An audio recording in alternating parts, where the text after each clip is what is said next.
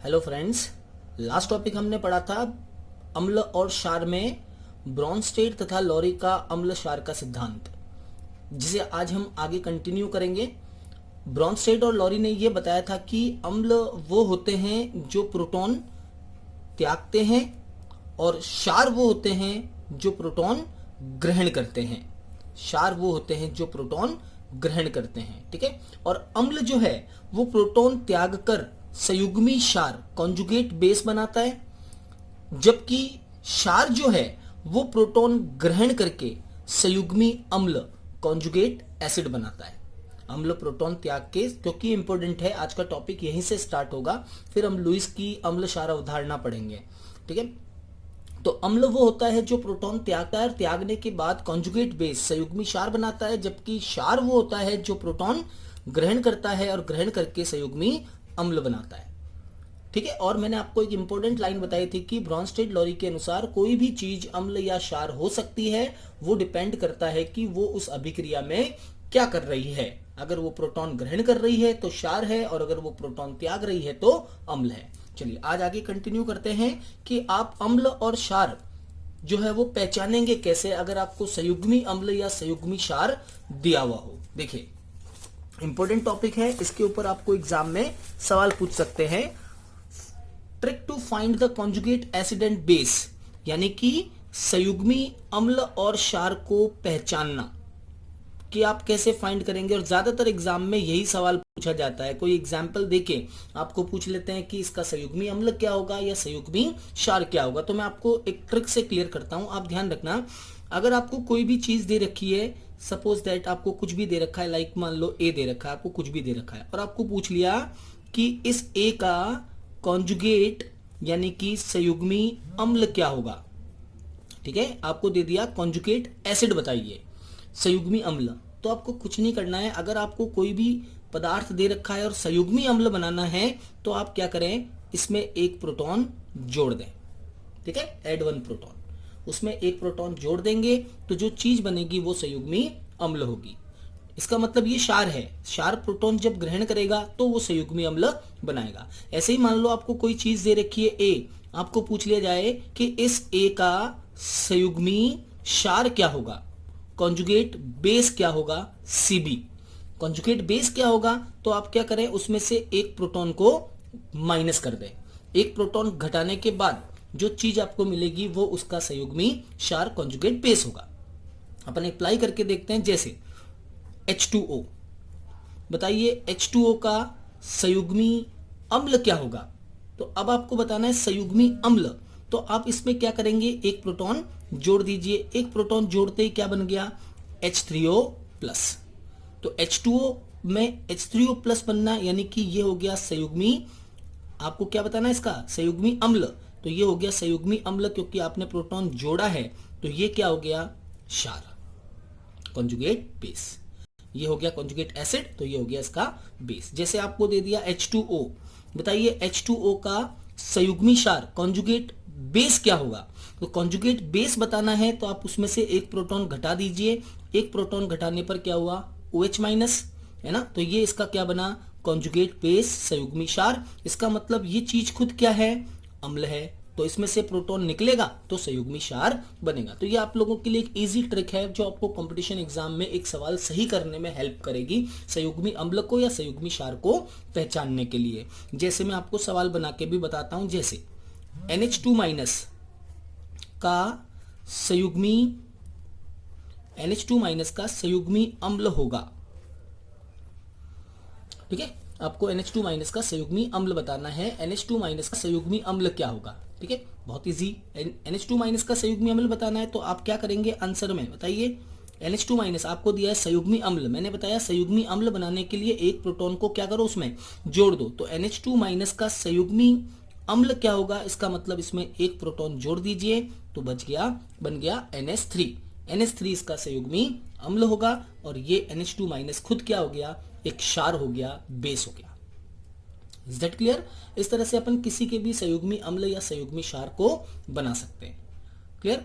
एक और बात, ब्रॉन्स्टेड लॉरी अपन पढ़ रहे थे, तो आगे चलते हैं। ध्यान रखना, ब्रॉन्स्टेड और लॉरी की जो थ्योरी है, ब्रॉन्स्टेड और लॉरी का जो अम्ल क्षार सिद्धांत है, इसका एक और नाम होता है अम्ल क्षार सिद्धांत।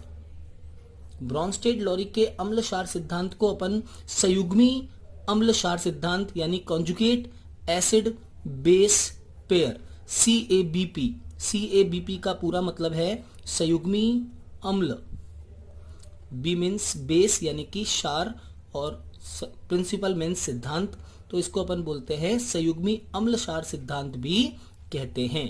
तो इसका एक और नाम मैंने एक और पहले बताया था आपको, प्रोटॉन दाताग्राही। आपने नहीं देखा है, आप प्रीवियस लेक्चर देख सकते हैं जो मैंने एसिड और बेस में बताया है आर्रेनियस और ब्रॉन्स्टेड लॉरी को। तो इसे CABP सिद्धांत, कॉन्जुगेट एसिड बेस पेयर भी कहते हैं। चलिए, और इंपॉर्टेंट बातें जो कंपटीशन एग्जाम में आपको पूछ सकते हैं वो अपन डिस्कस करते हैं। एक और बात जो मोस्ट इंपॉर्टेंट है वो आप ध्यान रखना कि अगर कोई अम्ल जो है, अगर किसी भी चीज का अम्ल अगर प्रबल होगा तो ध्यान रखना उससे बनने वाला संयुग्मी क्षार जो है वो दुर्बल होता है। If the acid is strong then its conjugate base is weak. इस लाइन को आप बहुत अच्छे से याद रखना, कंपटीशन लेवल में पूछी जाने वाली लाइन है ये, कि अगर कोई अम्ल प्रबल है तो उसका संयुग्मी क्षार दुर्बल होगा, और अगर कोई क्षार प्रबल है तो उसका संयुग्मी अम्ल दुर्बल होगा। मतलब इनमें इनवर्स रिलेशन होता है, ठीक है। इनवर्स रिलेशन एक दूसरे के व्युत्क्रमानुपाती होते हैं, और इसके ऊपर आपको क्वेश्चंस भी पूछ सकते हैं। जैसे आपको 4 एग्जाम्पल बना के दे दिए, like F minus, Cl minus, Br minus, ठीक है, और I माइनस, ये 4 हेलोजेंस हैं।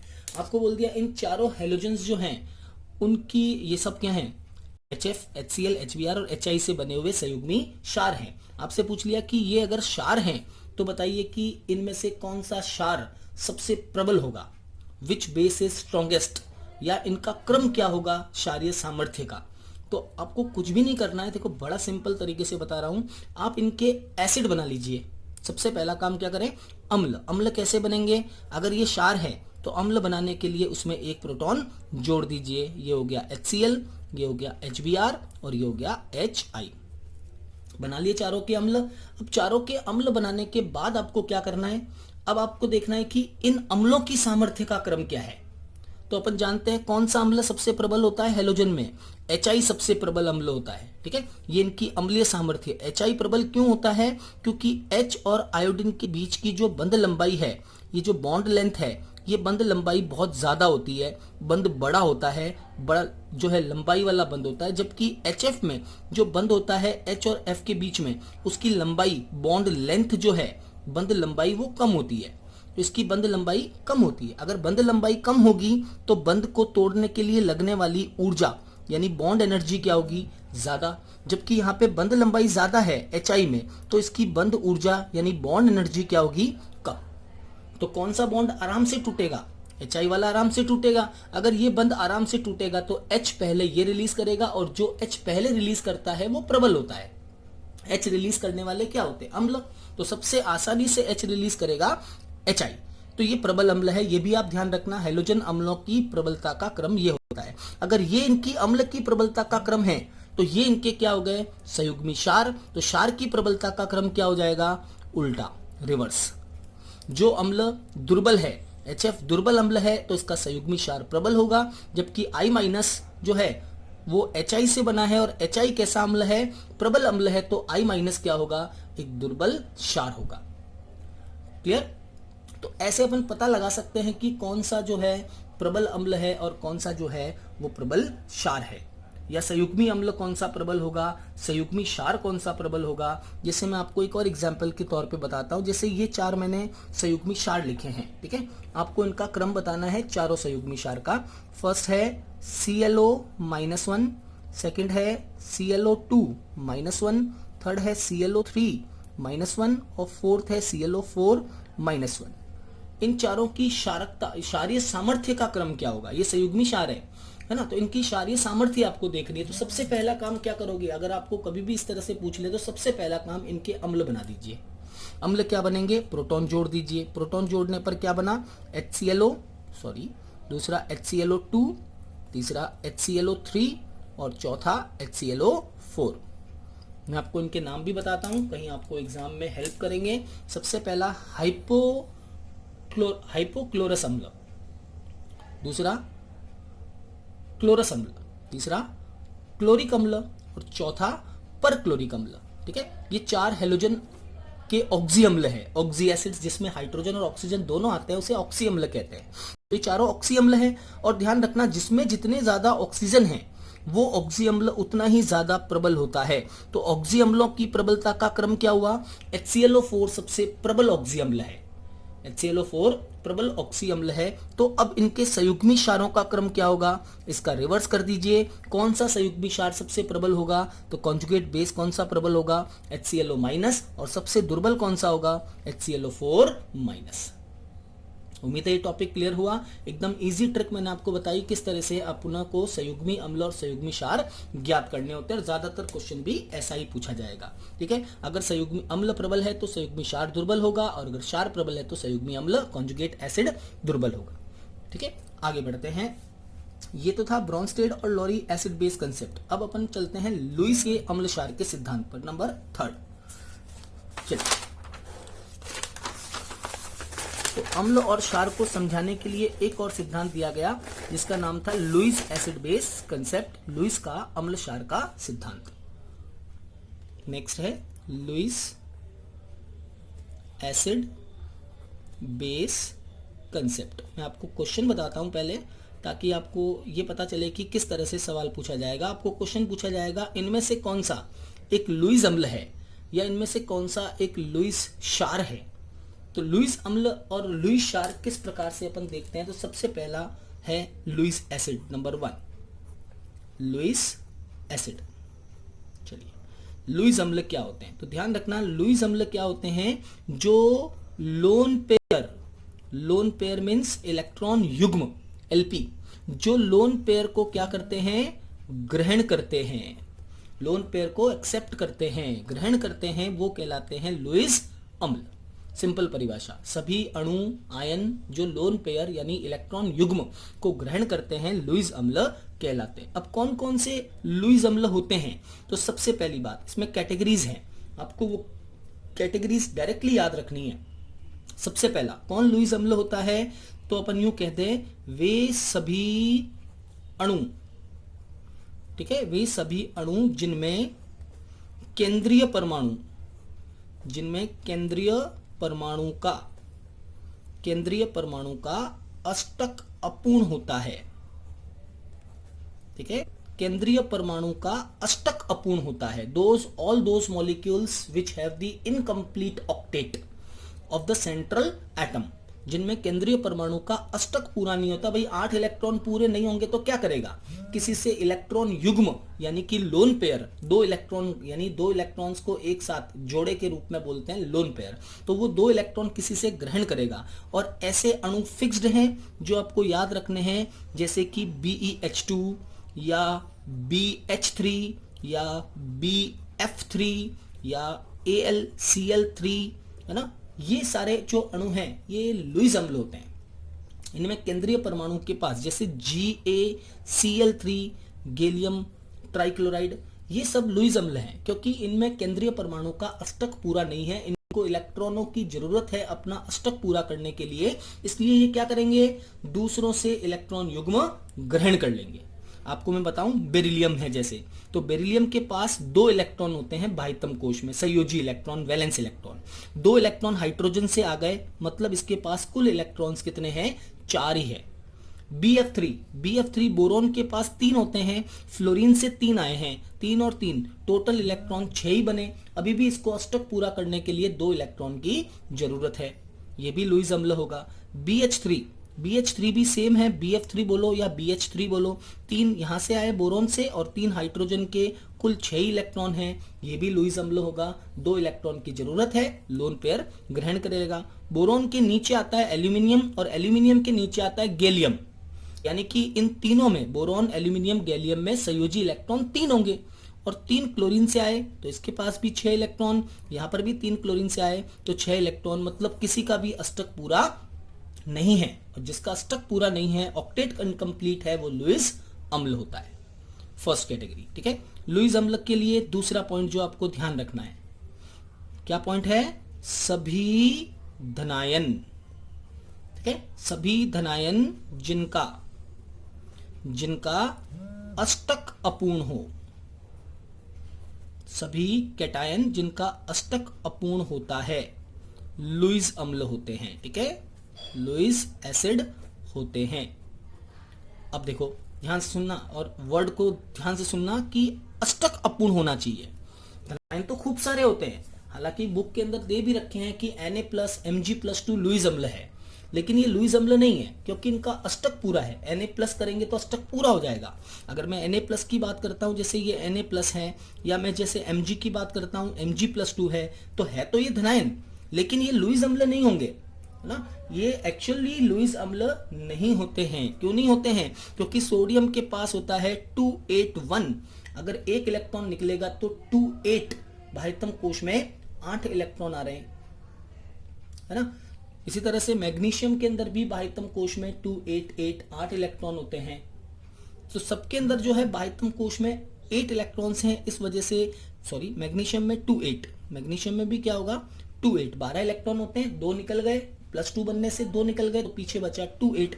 इनका ऑक्टेट पूरा है, और जिनका ऑक्टेट पूरा होता है, अष्टक पूर्ण होता है, वो लुईस अम्ल नहीं होते हैं। ध्यान रखना, लुईस अम्ल, लुईस एसिड नहीं है। ये आगे पढ़ते हैं इनको अपन HSAB, hard and soft acid and base जो है थ्योरी, उसमें ये पढ़े जाते हैं कि ये हार्ड एसिड होते हैं, सॉफ्ट एसिड होते हैं, अलग अलग तरह के एसिड होते हैं। अभी मैं यही कहूंगा कि ये लुईस अम्ल नहीं है। ठीक है, चलिए आगे बढ़ते हैं। लुईस अम्ल से रिलेटेड लुईस अम्ल कौन से होते हैं, तो 2 एग्जाम्पल मैं आपको बताऊं लुईस अम्लों के। कौन कौन से लुईस अम्ल में इसमें 1-2 और एग्जाम्पल जोड़ूंगा। जैसे ये है, देखो H3O+। मैं ये 4 एग्जाम्पल जानबूझ के आपको पहले से बता रहा हूं ताकि आपको ध्यान रहे, क्योंकि एग्जाम में ये सवाल पूछा हुआ है कि इनमें से कौन सा लुईस अम्ल नहीं है। तो ये दोनों लुईस अम्ल नहीं है। क्यों नहीं है? क्योंकि इनका अष्टक पूरा है। कैसे पूरा है सर अष्टक? बना के देखें। नाइट्रोजन के पास, या पहले ऑक्सीजन ले ले, तो ऑक्सीजन के पास होते हैं बाह्यतम कोश में 6 इलेक्ट्रॉन, 6 में से एक गया, है ना। 6 इलेक्ट्रॉन ऑक्सीजन के, +1 का मतलब होता है -1, एक घटा दीजिए, और 3 हाइड्रोजन है तो 3 हाइड्रोजन के 3 इलेक्ट्रॉन और आ गए, यानी 6 में से एक गया प्लस का, और 3 हाइड्रोजन से जुड़े, तो टोटल हुए 8 इलेक्ट्रॉन। और 8 इलेक्ट्रॉन होने का मतलब इनका ऑक्टेट पूरा है, ये लुईस अम्ल नहीं होगा। NH4+ में भी यही है। नाइट्रोजन के बाह्यतम कोश में, नाइट्रोजन के बाह्यतम कोश में होते हैं 5 इलेक्ट्रॉन, +1 का मतलब एक इलेक्ट्रॉन घट गया, एक चला गया, उसमें से 4 बचे, और 4 हाइड्रोजन से मिले तो +4 हाइड्रोजन के आ गए। टोटल इलेक्ट्रॉन्स कितने हुए? 8। तो NH4+ और H3O+ दोनों का अष्टक पूरा होने की वजह से ये लुईस अम्ल, लुईस एसिड नहीं है। ध्यान रखना, ठीक है, ये लुईस अम्ल नहीं है। तो सर कौन से धनायन होते हैं फिर लुईस अम्ल? तो मैंने साफ साफ लिखा है, वे धनायन लुईस अम्ल होते हैं जिनका ऑक्टेट पूरा नहीं होता है, जिनका अष्टक अपूर्ण होता है। जैसे कौन कौन से होंगे? तो जैसे कुछ एग्जाम्पल हैं, लाइक Cl+, Br+, है ना, I+, ये माइनस में भी होते हैं, ये प्लस में भी होते हैं। I+, जो है NO2+, nitronium ion, NO+, nitrosonium ion, जो पॉजिटिवली चार्ज होते हैं, Cl+, Br+, I+, NO2+, है ना, H+, हाइड्रोजन प्लस, ये जो है इनका अष्टक अपूर्ण होता है और ये लुईस अम्ल होंगे। जैसे Fe+2, Fe+2 या Fe+3, कोबाल्ट+3, CO+3, ये जो D ब्लॉक के आयंस हैं जिनका अष्टक पूरा नहीं है, ये लुईस अम्ल का व्यवहार दर्शाते हैं। ठीक है, चलिए अब बढ़ते हैं लुईस क्षार क्या होते हैं। Point number 2, Lewis base, Lewis क्षार। तो देखो लुईस क्षार कौन से होंगे? लुईस क्षार वो होते हैं जिनमें जो लोन पेयर को क्या करते हैं? रिलीज करते हैं, लोन पेयर त्यागने वाले। ठीक है, ये तो था लोन पेयर ग्रहण करने वाले, और लुईस क्षार होते हैं लोन पेयर मीन्स इलेक्ट्रॉन युग्म को त्यागते हैं। ठीक है, अणु, आयन या यौगिक, अणु, आयन या यौगिक जो एक या एक से अधिक इलेक्ट्रॉन युग्म को त्यागते हैं, लोन पेयर डोनेट करते हैं, वो कहलाते हैं लुईस बेस। कौन कौन लोन पेयर डोनेट करेगा? तो देखो लोन पेयर डोनेट करने वाले 2 हैं जो आपको ध्यान रखने हैं। पहली बात, कौन लोन पेयर डोनेट करेगा? सभी ऋणायन। बहुत इजी है, इसको याद रखना। सभी ऋणायन, जो भी ऋणायन आपके दिमाग में आ रहा हो आप लिख दीजिए, वो एक लुईस क्षार होगा। जो भी ऋणायन हो, जैसे Cl minus, Br minus, I minus, NO2 minus 1, Cn minus 1, H minus, OH minus, SO4 minus 2, कोई भी ऋणायन कार्बोनेट CO3 माइनस 2, सभी ऋणायन लुईस क्षार होते हैं क्योंकि ये इलेक्ट्रॉन युग्म दान कर सकते हैं। ठीक है। और दूसरा, लोन पेयर कौन त्यागेगा? जिसके पास लोन पेयर होगा। और होता किसके पास है? जैसे H2O के पास लोन पेयर होता है, अमोनिया NH3 के पास लोन पेयर है। ये कुछ मैं अणु लिख रहा हूं, आप जरूर याद रखना। एमीन्स, आगे पढ़ाऊंगा मैं इसका नामकरण आपको। RNH2 बोलते हैं इसको, एमीन। एमीन में भी नाइट्रोजन के ऊपर लोन पेयर है ना। कुछ और यौगिक है जिनके नाम ही आपको याद रखने हैं, संरचनाएं मैं आपको ऑर्गेनिक केमिस्ट्री में बताऊंगा। पाइरोल है, जैसे पिरिडिन है, पाइरोल, पिरिडिन। ठीक है।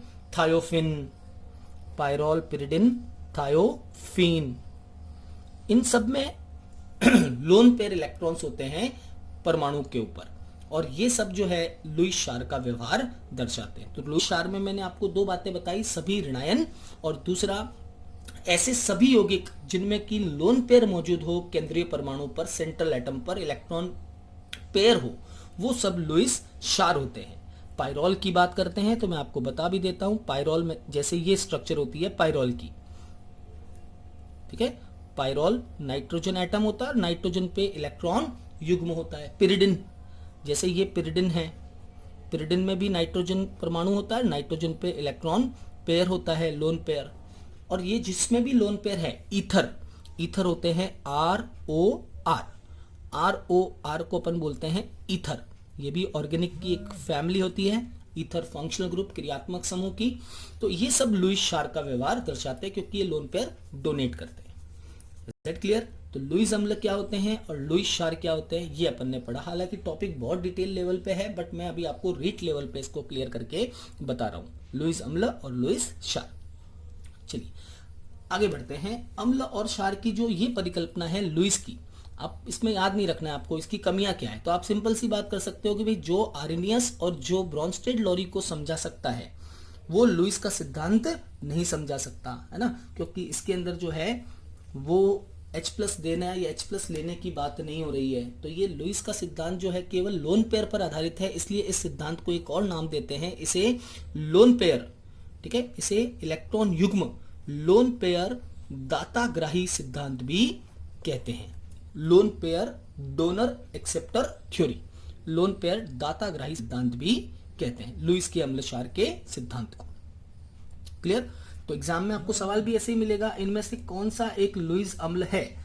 तो उसके लिए आपको चारों ऑप्शंस में से देखना होगा, जो लोन पे डोनेट कर सकता है वो एक लुईस अम्ल होगा। क्लियर? तो देखिए इस तरह से मैंने आपको 3 सिद्धांत पढ़ाए जो 10th क्लास की बुक में है।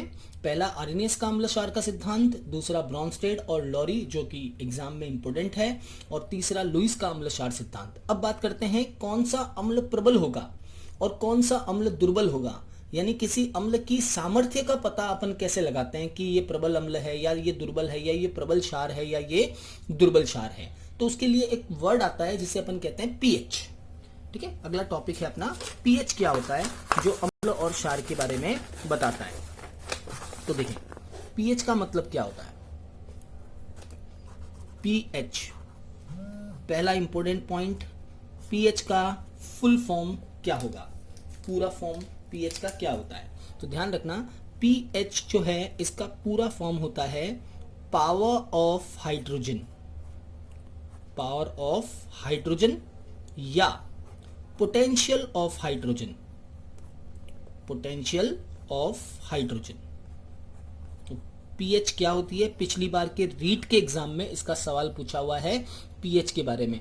पीएच क्या होती है, पावर ऑफ हाइड्रोजन या potential of hydrogen. Now simple परिभाषा, पीएच का मतलब होता है हाइड्रोजन आयन, हाइड्रोजन आयन की सांद्रता, the concentration of hydrogen ion, hydrogen ion की सांद्रता के ऋणात्मक, नेगेटिव, ऋणात्मक लघु गुणक, ऋणात्मक लॉगरिथम, ऋणात्मक लघु गुणक को पीएच कहते हैं। ठीक है, पीएच का मतलब होता है हाइड्रोजन आयन की सांद्रता का ऋणात्मक लघु गुणक। The negative logarithm of hydrogen ion concentration is called pH. ठीक है, फॉर्मूले वाइज अपन इसको ऐसे लिखते हैं, pH equal to minus log base 10 concentration of H plus ion.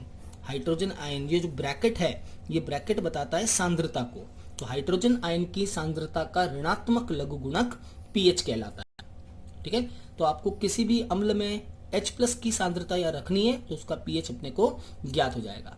दूसरी बात, अगर आपके पास H प्लस नहीं है और OH है तो उसे बोलते हैं POH, और POH भी यही होगा, minus log base 10 H plus की जगह हो जाएगा OH माइनस, यानी कि हाइड्रोक्सिल आयन की सांद्रता का ऋणात्मक लघु गुणक POH कहलाता है।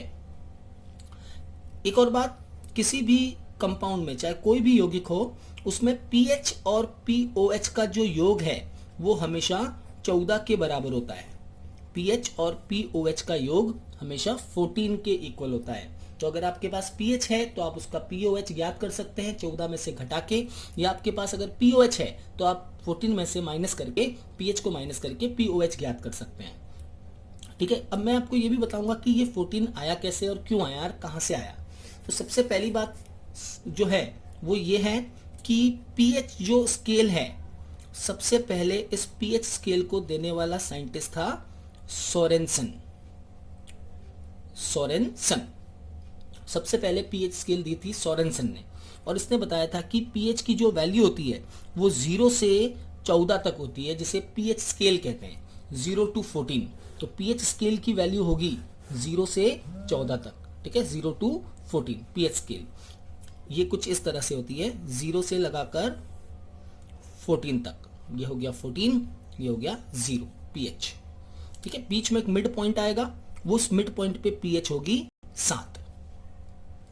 ध्यान रखना, जो भी 7 के नीचे हैं, यानी 7 से कम जिसकी भी pH है वो होते हैं अम्ल, और जिसकी pH 7 से ज्यादा है वो होते हैं क्षार, बेस।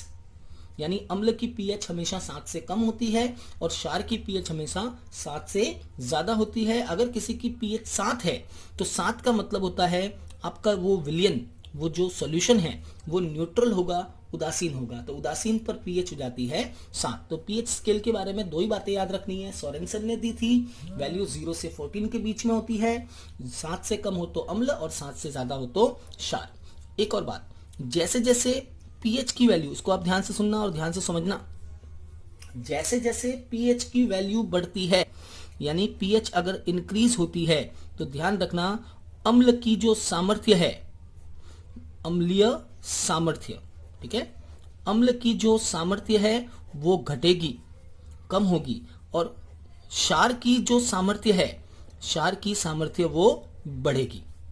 मतलब वो अम्ल प्रबल होता है जिसकी pH कम होती है, और वो क्षार प्रबल होता है जिसकी pH ज्यादा होती है। ठीक है, इस लाइन को ध्यान रखना, इस पे सवाल पूछे जाते हैं एग्जाम में। 4 अम्ल दे दिए, उनकी pH दे दी, pH 2 है, 3 है, 4 है और 5 है, कौन सा अम्ल प्रबल होगा? तो जिसकी pH कम है वो अम्ल प्रबल होता है, और जिसकी pH ज्यादा होती है वो अम्ल दुर्बल अम्ल होता है। आगे बात करते हैं कि ये जो है 14 कहां से आया।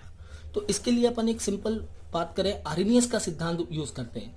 आर्हेनियस का सिद्धांत कहता है कि कोई भी अम्ल कब अम्ल होता है, जब हम उसे पानी में डिसॉल्व करते हैं, यानी जलीय विलयन में। तो पानी आ गया जलीय विलयन। अब आपको 2-3 बहुत इंपॉर्टेंट पॉइंट मिलेंगे जो आपको याद रखने हैं कि पानी के अंदर H+ की सांद्रता और OH- की सांद्रता कितनी होती है।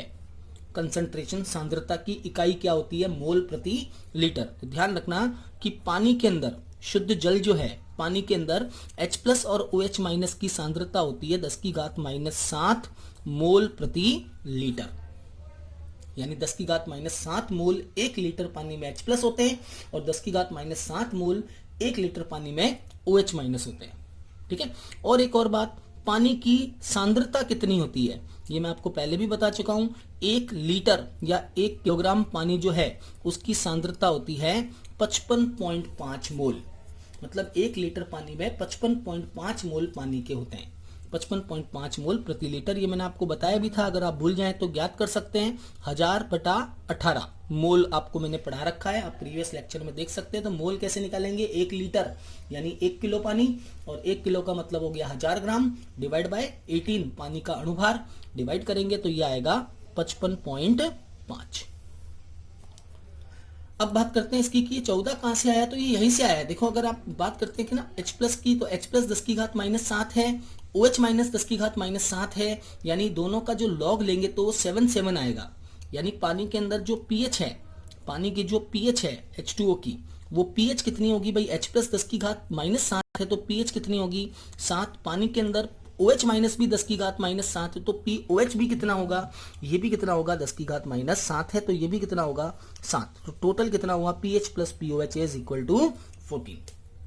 क्लियर, तो पानी का pH और POH का योग 14 होता है, इसलिए अपन अधिकतम pH को लेते हैं 14। ये बात नहीं है, pH 14 से ज्यादा भी हो सकती है, बात समझ में आ रही है। यानी क्षार की pH 14 से ज्यादा भी हो सकती है और अम्ल की pH 0 से नीचे भी हो सकती है, 0 से कम भी हो सकती है। ठीक है, ये भी आप ध्यान रखना, न्यूमेरिकल फॉर्मूले से आ सकता है ऐसा, बट ये एक नॉर्मल स्केल दी हुई है कि pH स्केल इसके बराबर होती है। ठीक है, आगे बढ़ते हैं। एक और बात मैं आपको बताऊं, वो भी आपके काम आएगी कि KW क्या होता है। KW होता है पानी में उपस्थित H प्लस और OH माइनस की सांद्रता का गुणनफल। ये ध्यान रखना, कभी पूछ ले मान लो कि KW का क्या मतलब है, तो KW का मतलब है आयनिक गुणनफल, आयोनिक प्रोडक्ट ऑफ वाटर, जल का आयनिक गुणनफल, यानी जल में उपस्थित H प्लस और OH माइनस की सांद्रताओं का गुणनफल जब वहां पे टेम्परेचर फिक्स हो 25 degree centigrade temperature, 25 degree centigrade ताप पर पानी में उपस्थित H प्लस और OH माइनस की सांद्रताओं का गुणनफल KW जल का आयनिक गुणनफल कहलाता है। और अब आप इसकी वैल्यू खुद निकाल सकते हो कि भाई 10 की घात -7 ये है, 10 की घात -7 ये है, तो जल का आयनिक गुणनफल कितना होता है 10 की घात -14। ठीक है, 10 टू द पावर -14। दोनों का मोल है, मोल प्रति लीटर, मोल प्रति लीटर, तो मोल प्रति लीटर मोल प्रति लीटर को गुणा किया है तो यूनिट क्या हो जाएगी, mole square upon litre square, mole square प्रति लीटर स्क्वायर। ठीक है, तो जल की आयनिक गुणनफल की वैल्यू होती है, जल का आयनिक गुणनफल होता है 10 की घात -14। चलिए अब आगे बढ़ते हैं। कुछ चीजों की pH आपको याद रखनी है, मैं आपको ज्ञात करना भी सिखाऊंगा अभी, बट अभी आपको कुछ चीजों की pH को याद रखना है। उस पर डायरेक्ट क्वेश्चन आता है कि मानव रक्त की pH कितनी होती है ना, विनेगर सिरके की pH कितनी होती है, मानव आंसुओं की pH कितनी होती है, लार की pH कितनी होती है, यूरिन की pH कितनी होती है। तो ये कुछ चीजों की pH वैल्यू फिक्स्ड है जो आपको याद रखनी है। मैं आपको एक टेबल वाइज बताता हूं जिसको आप याद रखना। इस पर ज्यादातर क्वेश्चन पूछे जाते हैं कोई भी जनरल साइंस लेवल का एग्जाम हो, जैसे कि रेट या RS। ठीक है, जैसे याद रखना ब्लड रक्त, मानव रक्त की, और टीयर मीन्स मानव के जो आंसू है ना, खून के आंसू, तो आप ऐसे भी याद रखो खून के आंसू 7.4।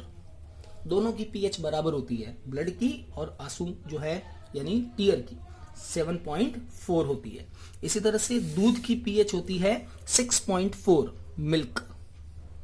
मिल्क की pH होती है 6.4, थोड़ा सा अम्लीय होता है मिल्क, और जो है ब्लड जो है हल्का सा क्या होता है क्षारीय। 7.4 का मतलब क्या, 7 से थोड़ा ज्यादा, तो हल्का सा क्षारीय होता है मानव का रक्त। यूरिन मतलब मूत्र की pH कितनी होती है 5.5 से 7.5, 5.5 से 7.5। ठीक है, यूरिन के बाद में लार की बात करते हैं, ह्यूमन सलाइवा मीन्स लार। तो मानव जो लार है उसकी pH होती है 6.5 से 7.5, 6.5 से 7.5। ठीक है, लार की pH होती है। सिरका मतलब एसिटिक अम्ल, सिरका या विनेगर की pH होती है 3, लगभग 3 होती है विनेगर सिरके की pH। और जो अल्कोहल है, उसकी pH होती है 5.5 से 6.5 के बीच में अल्कोहल। और आगे बताता हूं आपको, ये सारी वैल्यूज आप पढ़ोगे तो धीरे धीरे आपको याद हो जाएंगी।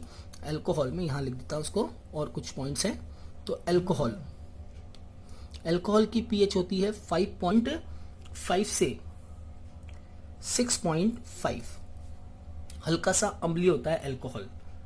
ठीक है, जो एसिड हैं स्ट्रॉन्ग एसिड जैसे कि H2SO4 का यूज कहाँ करते हैं? बैटरीज में। याद रखना, इंपॉर्टेंट क्वेश्चन बन सकता है एग्जाम में। बैटरी होती है जो, उन बैटरी वाले सेल में, सीसा संचायक सेल में सल्फ्यूरिक अम्ल का उपयोग करते हैं। ठीक है, HCl हाइड्रोक्लोरिक अम्ल, इनकी पीएच होती है 0। इनकी पीएच होती है 0। हाँ, 0 लिया जाता है क्योंकि ये सबसे स्ट्रॉन्ग एसिड है। कभी कभी 0 की जगह 1 भी लिखा हुआ हो सकता है, तो आप 1 कंसीडर कर सकते हैं। इनकी सांद्रता 1 m होती है, इसलिए इनकी पीएच का मान 0 होता है। अगर आप यहाँ पे 1 रखेंगे तो log 1 0 होता है, तो 1 रखेंगे तो log 1 0 होता है, तो पीएच इक्वल टू 0 होती है H2SO4 और HCl की। ठीक है, लेमन जूस मीन्स नींबू पानी। तो जो लेमन जूस है, उस लेमन जूस की पीएच जो है ये भी फिक्स होती है, it is 2.4। Lemon juice 2.4 pH रखता है। टोमेटो जूस, टोमेटो जो है टमाटर की पीएच भी फिक्स होती है लगभग 5.5। तो इसकी पीएच भी फिक्स होती है टोमेटो की। क्लियर? तो ये कुछ जो है इंपॉर्टेंट पॉइंट है जिन पर एग्जाम में सवाल पूछा जाता है किसी एक की पीएच को लेकर। ज्यादातर वो क्वेश्चन किसका होता है? ब्लड का होता है कि ब्लड की पीएच कितनी होगी या यूरिन की पीएच कितनी होगी, मूत्र की पीएच। एक और बात ध्यान रखना कि ब्लड की पीएच में कितना चेंज हो जाए कि इंसान जो है उसकी मृत्यु हो सकती है, ये 7.4 फिक्स होती है। ठीक है, ब्लड की पीएच क्या होती है? 7.4 फिक्स होती है, जो बफर विलियन की वजह से होती है। अपना टॉपिक नहीं है रेट लेवल का, नहीं तो मैं आपको वो भी पढ़ाता। सेकंड ग्रेड लेवल पे मैं आपको जरूर पढ़ाऊंगा बफर सॉल्यूशन। ध्यान रखना, अगर इस 7.4 जो पीएच है इसमें 0.2 की भी अगर चेंजेस हो गई, मतलब 7.4 से 0.2 भी अगर कम हो गया, तो व्यक्ति जो है उसकी मृत्यु हो जाती है। ठीक है, व्यक्ति की मृत्यु हो जाती है अगर ब्लड की पीएच में 7.4 में 0.2 की कमी आ जाए तो। मिनिमम कमी बता रहे हैं 0.2, वैसे तो ज्यादा आएगी तो भी मरना ही है, लेकिन 0.2 की कमी आते ही व्यक्ति की मृत्यु हो जाती है। क्लियर? तो ये तो था पीएच, कुछ चीजों के मान फिक्स है। अब मैं आपको एक सवाल बताता हूं जो पिछली बार रीट के एग्जाम में पूछा था, वो था कि पीएच ज्ञात कैसे करना है। तो आपको इसके लिए एक सवाल मैं आपको बता रहा हूं, देखिए ध्यान से। पीएच को हम इस प्रकार से ज्ञात करते हैं। आपको एक सवाल दिया हुआ आएगा, जैसे पिछली बार वाला ही क्वेश्चन में लिख के बताता हूं आपको। m/100 HCl की पीएच ज्ञात कीजिए। 2 सवाल बता रहा हूं, आप ध्यान से देखना इनको। आपके लेवल के अकॉर्डिंग बता रहा हूं, वैसे तो बहुत ही डीप टॉपिक है पीएच भी, बट आपके लेवल के अकॉर्डिंग आपको 2 मैं क्वेश्चन बता रहा हूं। फर्स्ट है m/100 HCl की पीएच ज्ञात कर। तो सबसे पहले यहां देखिए क्या है ये HCl क्या होता है? अम्ल। ठीक है, ये बात क्लियर हो गई कि HCl एक अम्ल है। अब m/100 यहाँ पे जो भी सांद्रता दे रखी है यहाँ पे, वो आपका H+ है। ठीक है, क्योंकि ये अम्ल है तो वो H+ है। अगर यहाँ पे कोई क्षार होता तो वो आपका OH- होता। अभी ये अम्ल है तो आपका H+ कितना हो गया? 10⁻²। 1/100 है ना, m को भूल जाइए, अभी आप m आपके लिए नहीं है, तो आपके लिए क्या है? H+ equal to 10⁻²। अब ये वैल्यू आप रख दो, pH बराबर -log⁻10 H+ 10⁻²।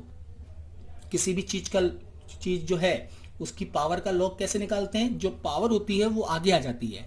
तो पावर अगर आगे आ जाएगी तो pH बराबर क्या होगा? -2 आगे आ गया, ये -2। पीछे क्या रह गया? पीछे रह गया आपके पास log⁻10 10।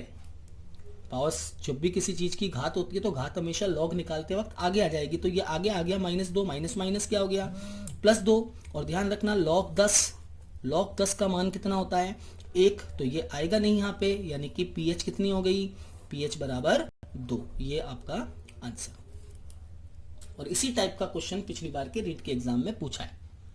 अगर यहाँ पे अम्ल की जगह अगर क्षार होता है, मान लो सपोज दैट एसिड नहीं है और एसिड की जगह बेस है, जैसे क्वेश्चन नंबर 2। मान लो इस बार आपको दे दिया m/100 NaOH की पीएच क्या होगी? m/100 NaOH की पीएच ज्ञात कीजिए। तो m/100 NaOH है, तो अब आपको पहले देखना है यहाँ कौन सी चीज दे रखी है। NaOH क्या होता है? क्षार होता है, बेस है। और इसकी पीएच निकालनी है, तो इसका मतलब इस बार जो आपको ये सांद्रता दे रखी है, ये कंसंट्रेशन, ये आपका H प्लस नहीं होगा, ये आपका क्या होगा, OH माइनस होगा। तो OH माइनस 10 की घात माइनस 2 है। OH माइनस आ गया, तो अब आप pH तो निकाल नहीं सकते, क्या निकालोगे, POH, और POH क्या आएगा, सेम वही माइनस लॉग बेस 10 10 की घात माइनस 2। 10 की घात माइनस 2 का लॉग निकालेंगे। 10 की घात माइनस 2 का लॉग क्या होता है, ऊपर देखा है अपन ने, 2 होता है। तो POH बराबर क्या आ गया, 2। लेकिन आपका सवाल क्या है, पीएच क्या होगी, ये तो POH है, तो अपने को पता है कि टोटल पीएच कितनी होती है, टोटल पीएच की जो पीएच प्लस POH की टोटल वैल्यू होती है 14। तो आप कह सकते हैं कि पीएच बराबर क्या होगा, 14 माइनस POH। 14 माइनस POH करेंगे तो क्या आएगा आंसर, 12। ठीक है, 14 माइनस POH करेंगे तो 14 माइनस POH बराबर 2 है, तो pH इक्वल टू क्या आएगी, 12। तो इस प्रकार के जो क्वेश्चंस हैं आप देखना 10th क्लास की बुक में भी दे रखा है, आप उसको भी ट्राई करना। और भी जो है कंप्लीट चैप्टर मैंने करवा दिया जो रीट लेवल के रीट के एग्जाम के लिए उपयोगी है। एक बात लास्ट में मैं आपको बता दूं, जो आप थोड़ा सा ध्यान रखना, 10th क्लास की बुक में स्पेशली बोल्ड लेटर्स में लिखी हुई है, what is aqua regia. Aqua regia means अम्ल राज। अम्ल राज क्या होता है, एक्वारेजिया क्या होता है, ध्यान रखना। एक्वारेजिया एक मिक्सचर होता है, एक मिश्रण होता है जिसमें दो चीजें होती है, एक तो होती है सांद्र नाइट्रिक अम्ल और एक होता है सांद्र हाइड्रोक्लोरिक अम्ल। क्वेश्चन बहुत बार पूछा हुआ है कि गोल्ड को विलय करने के लिए, गोल्ड को घोलने के लिए, सोने को घोलने के लिए किसका उपयोग करते हैं, एक्वारेजिया या अम्लराज का। अब एक्वारेजिया में होता क्या है, सांद्र नाइट्रिक अम्ल और सांद्र हाइड्रोक्लोरिक अम्ल किस अनुपात में होते हैं, वो भी आप ध्यान रखना, 1:3। मतलब 1 भाग नाइट्रिक अम्ल का होता है तो 3 भाग हाइड्रोक्लोरिक अम्ल का होता है। क्लियर, ये मेरी तरफ से इंपॉर्टेंट सवाल है, इस बार आपको रीट के एग्जाम में पूछ सकते हैं कि अम्लराज का संगठन क्या होता है, कंपोजिशन क्या होता है, concentrate HNO3 is 1 and concentrate HCl is in 3 ratio, 3 के अनुपात। थैंक यू वेरी मच, आज के लिए इतना ही। नेक्स्ट लेक्चर में अपन पढ़ेंगे सॉल्ट और सॉल्ट के टाइप्स क्या होते हैं, लवण और लवण के प्रकार क्या होते हैं।